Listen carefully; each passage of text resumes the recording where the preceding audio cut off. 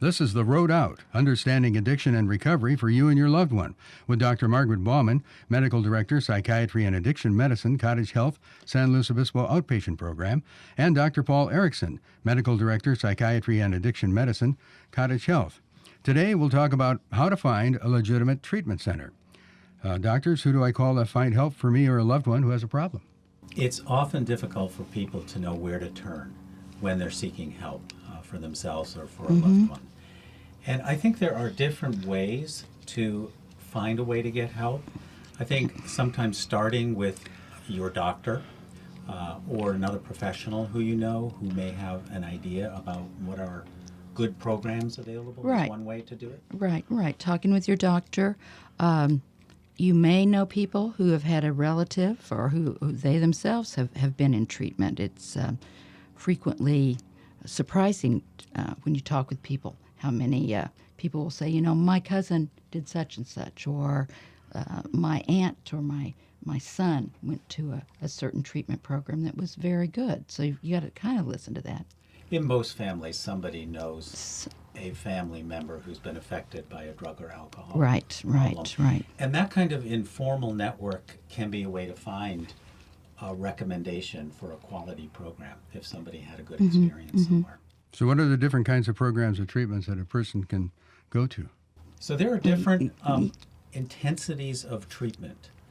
The most intensive treatment would be admission to a hospital for help with withdrawal from alcohol, and then a residential program, which is a 24-hour environment for a period of several weeks or more.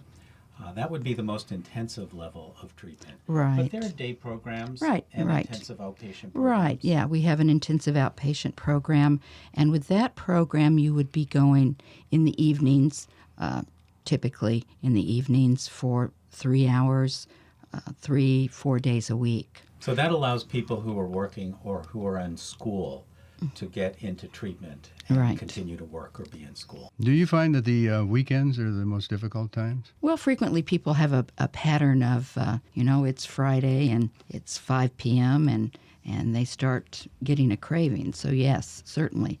But that's where programs like AA can come into play, because that's AA meetings. Those happen 7 days a week. So what if you have mental health problems and drug and alcohol use problems? Well, that is very common, actually.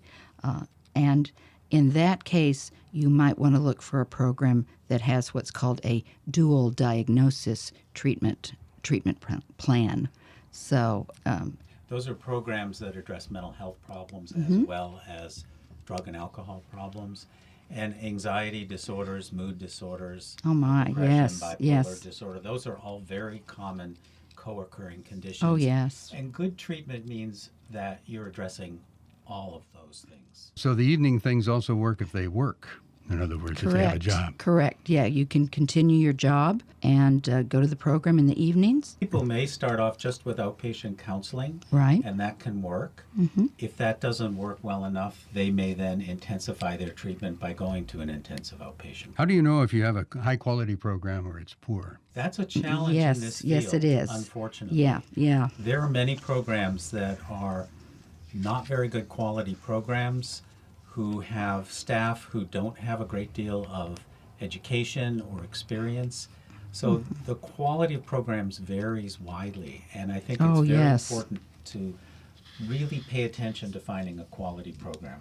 What would you say? Well, yeah, I think you've got to see how is their staff trained? Are you seeing, is there a psychiatrist on staff? Do they have psychologists, social workers, licensed marriage family therapist? Who are the people that you're going to be working with? You also need to see how long the program's been established. Unfortunately, the cost of the program doesn't necessarily equal the quality of the program. A good program is going to do a good individual assessment for you.